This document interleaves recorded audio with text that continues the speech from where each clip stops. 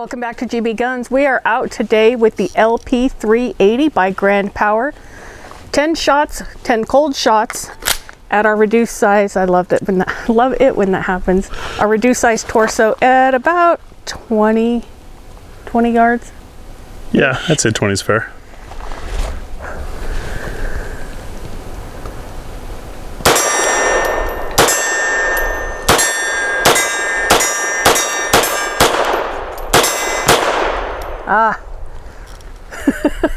You don't normally go that fast. I don't normally go that fast. And obviously we saw why, because then I missed.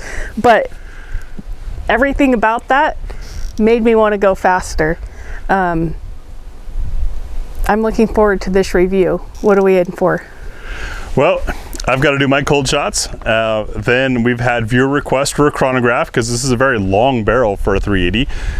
Then we have our full mag plus one, the trademark what's for dinner test, the dreaded spinner test, and some practical accuracy 5-shot from 7 yards before we both give you our final thoughts on. Maybe I'll be a little more excited about the spinner.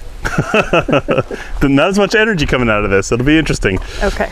All right, and I forgot to mention earlier, for our cold shots, we're using some Blazer brass. I believe it's 95 grain, but we'll check on that for you. This is not a decocker model.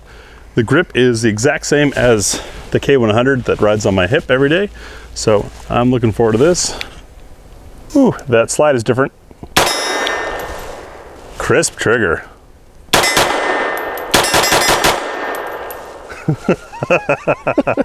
I see why you wanted to go fast. So even though it's direct blowback, which usually leads to a little bit of snap, the size of the gun and weight of the gun means that it's just so damn nice. Wow, talk about a gun that could get expensive to shoot quick. That's fun. Well, let's start off with full mag plus one. These are Grand Power's, it appears, I'm not verified. These are the same 9mm mags. They just have a spacer in the back to keep the shorter 380 round from getting lost in there. So, how will it run fully stuffed? Let's find out. Okay, and I checked, Blazer brass is 95 grain, so we've got 1 round in here, safety on, ambi control mag drop, love that, and 15 more rounds in the other for 16 rounds of 380. If you can, in the comments, name another gun that lets you pack 16 rounds of 380. Now, still got the steel out there, still going to be trying to hit it, but I'm really just going to burn it down because we're looking to see how does the gun and this magazine run fully stuffed. That's the purpose of this test. Expensive, but fun. Here goes.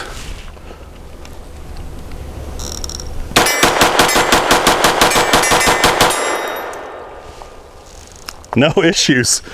It's almost like a sputtering machine gun. Lots of fun. We'll add the dings in later with our special effects. Let's see what it eats. It's that time again. What's for dinner time? Thanks to our Ammo Squared supporters, True Shot Gun Club, and those who donate. We've got a wide variety. Not as wide as 9mm because 380 is a little bit harder to find these days. Man, I'm getting showered with spall by the guy next to us.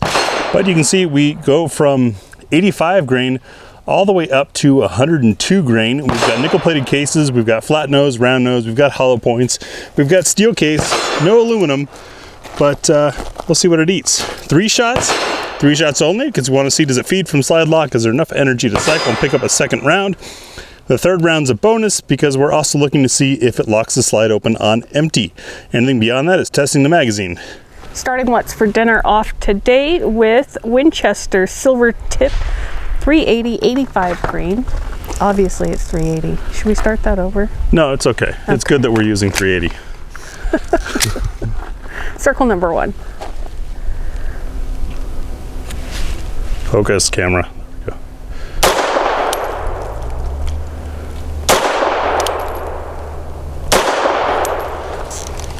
go. Man, it could be just the frame rate, but it sure looks like the gun doesn't really move in your hand. It's pretty nice. Right back flat and ready as soon as you pull the trigger. Yeah. And for circle number 2, we have Remington's high terminal performance in 88 grain. That's a jacketed hollow point. I think they're nickel plated bullets too. No, nickel cases. I was just reading the picture.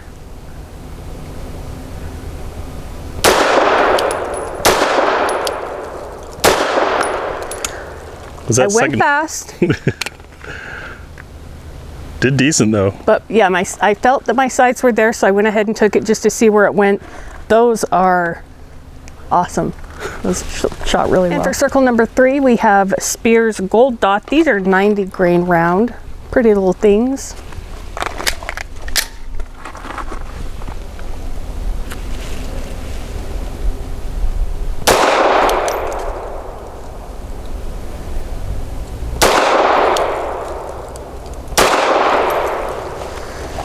They smell a little peppery. They're a little more stout than the Remingtons. Nice shot. And in circle number 4, we're going to put the Hornady's Critical Defense 90 grain with the silicone tip in them.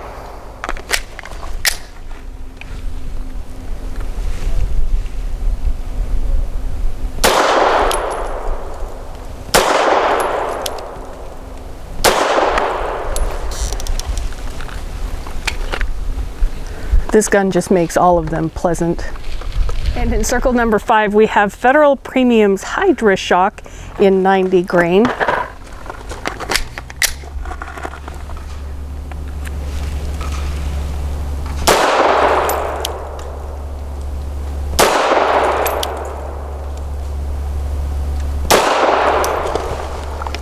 Those have a very distinct smell, but I can't figure out what it is. Excellent group. This smells like an old surplus store. Circle number 6, we've got Spears Lawman 95 grain TMJ, which I believe there's medication for. Birthday bump. Love that. That's a Grand Power feature on a lot of guns. If you slam the mag hard enough, it just drops the slide. Great for competition or self-defense.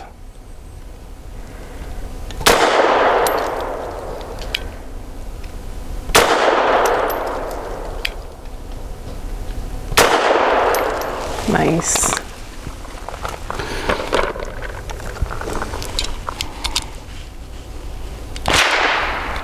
PPU, where you learn how to, has the 94 grain as their self-defense line, jacketed hollow point, a very short, snubby round.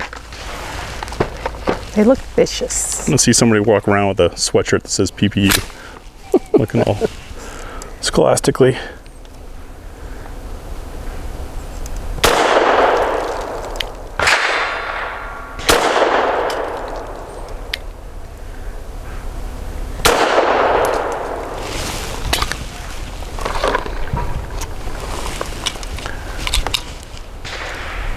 Number 8, Wolf's Polyformance, because it forms in more than one way. These are steel cased 94 grain. Now remember, steel is usually not preferred in blowback guns because it expands and contracts, or expacts at the same time, at a different rate than brass does, and that's what the guns are designed for. No birthday bump. Hopefully that's not a sign. See how it eats the steel. Snappy. I say that, but the muzzle comes right back to where I was aiming after each shot anyways. No problems there. Smells like oily. Circle 9, we've got Browning BPT, full metal jacket, 95 grain. These are black nickel coated cases and a snub nose round. Yes.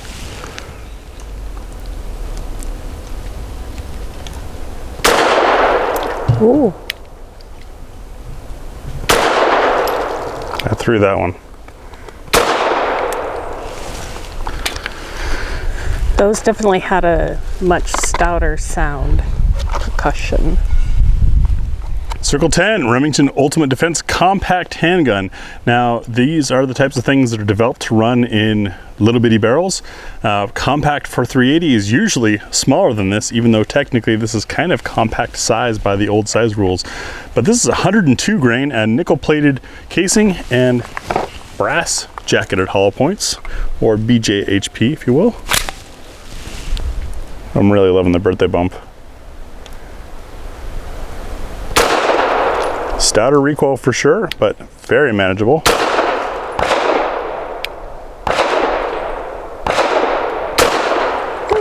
Yeah, snappy round.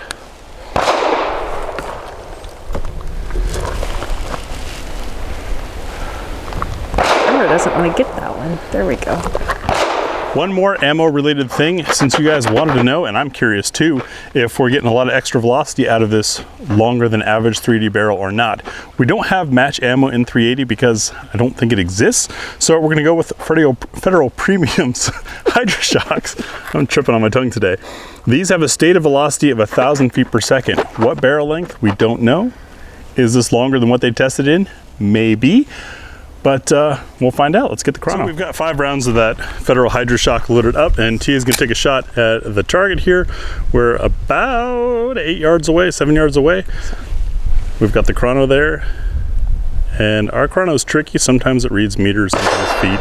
Don't worry, we'll crunch the numbers. We got an error.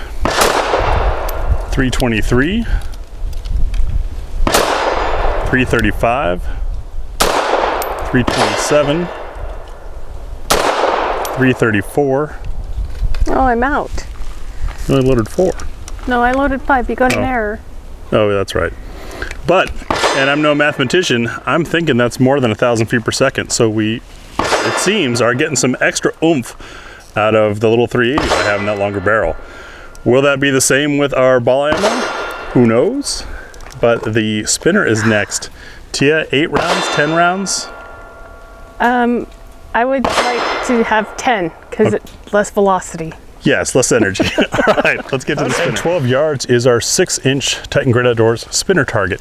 We use this for sights and trigger control because as you hit the thing, it starts to move. The more you hit it, the faster it moves. The more important being able to line up your sights quickly and time your shot becomes. As a personal goal, we try to knock it over the top. That has something to do with how much energy we're throwing at it, but also with timing shots. So with a 95 grain Blazer brass, we've given ourselves 10 rounds. See how it goes. I'm thinking hitting lower is going to be the safer bet.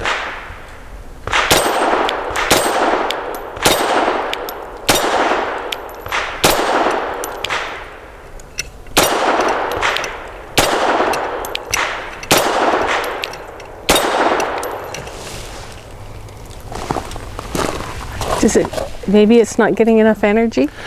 It's not, I mean, because I think I hit most of those. It's just 380 doesn't pack the same punch that 9mm does. As far as sights and trigger control, I have to proclaim as you guys probably know, somewhat of a home team advantage. I've been carrying a Grand Power K100, same trigger, same action type for a number of years, and been to numerous courses with it. So I really know these sights and this trigger. To me, they are great. I would love different sights. Hopefully in the future, Grand Power moves to some less unique sighting systems so we can get different night sights and things. But the trigger is crisp, very easy to time, and for me has really become second nature at this point. Now for a more fair evaluation, a non-regular Grand Power shooter, Miss Tia gives it a try.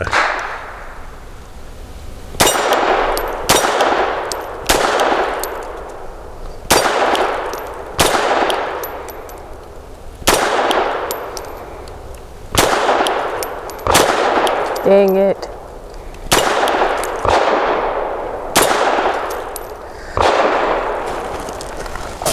I was hitting it. I missed a couple of times. But most importantly, you were hitting it, and that was probably the quickest I've seen you engage that. The sights work really well for me. Even though the target is a little shadowed and the same color as the sights work really well for me in being able to keep that sight picture. The trigger is just firm enough to challenge me a little bit and make me go a little bit faster. And the recoil, obviously, being as manageable as it is, doesn't prevent me from wanting to take my next shot. I don't think I could do it with the 380 because obviously I'm still missing a few too many times. Can we try it with a different Grand Power sometime? Because I think I could get it. You mean like the 9mm that's on my hip? Maybe. But yeah, awesome, awesome experience just to build my confidence. But it had more to do with the gun and how easy it was to learn and how comfortable it is to shoot. Well, we don't have any match ammo, as we stated earlier, but let's try our accuracy, which is the Blazer brass, and see on a fixed barrel with these sights and this great trigger, how well can we shoot it? Deal. So 5 shots from 7 yards for accuracy using the Blazer 95 grain. I'm going to be shooting at the left circle square.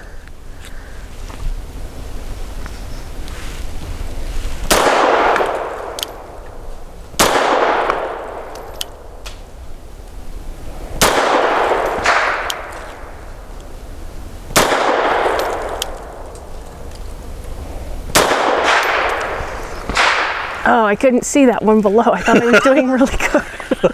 I learned my best tricks from Graham. 5 shots of Blazer brass at 7 yards on a 1-inch square, which is why we use these targets. I've had some comments recently of people questioning our distances used. It's a 1-inch target, folks. It's usually about the same size as the front side post at 7 yards.